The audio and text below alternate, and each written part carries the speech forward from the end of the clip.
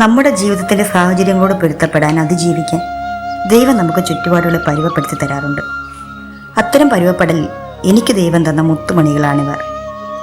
നമുക്കില്ലായ്മകളെ എണ്ണി എണ്ണി പരാതിപ്പെടാനുള്ളതുപോലെ തന്നെ നമുക്കുള്ളതിനെ എണ്ണി എണ്ണി ദൈവത്തോട് നന്ദി പറയാം.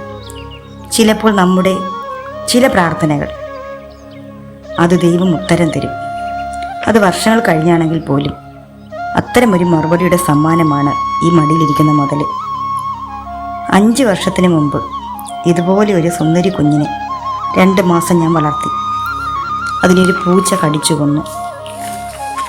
അതിനുശേഷം കുറേ നാൾ ഇതുപോലെയുള്ള ഒരു ബ്ലാക്ക് ആൻഡ് വൈറ്റ് പൂച്ചക്കുഞ്ഞിനെ പലയിടത്തും തിരഞ്ഞു.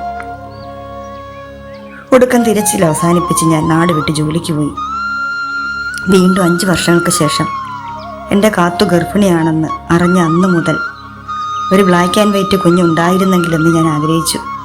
വെറുതെ ആഗ്രഹിച്ചു. അവൾ ആദ്യം 2 കുഞ്ഞുങ്ങൾക്ക് ജന്മം നൽകി.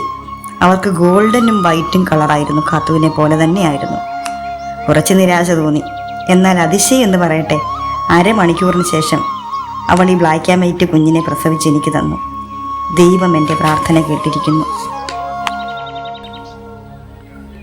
എൻ്റെ പ്രാർത്ഥന കേട്ടു എന്ന് പറയുമ്പോൾ പലരും തോന്നാം, വർഷങ്ങൾക്ക് ശേഷം നഷ്ടപ്പെട്ട ഒരു പൂച്ചക്കുഞ്ഞിനെ കിട്ടിയതാണോ ഒരു ജീവിതത്തിൽ പ്രാർത്ഥന കേൾക്കുക എന്ന് പറയുന്നത്? അതെ, എൻ്റെ ജീവിതത്തിൽ എനിക്ക് കിട്ടുന്ന ഓരോ നന്മകളും ഓരോ ചെറിയ ചെറിയ സന്തോഷങ്ങളെപ്പോലും ഞാനത് വളരെ വലുതായി കാണാറുണ്ട്.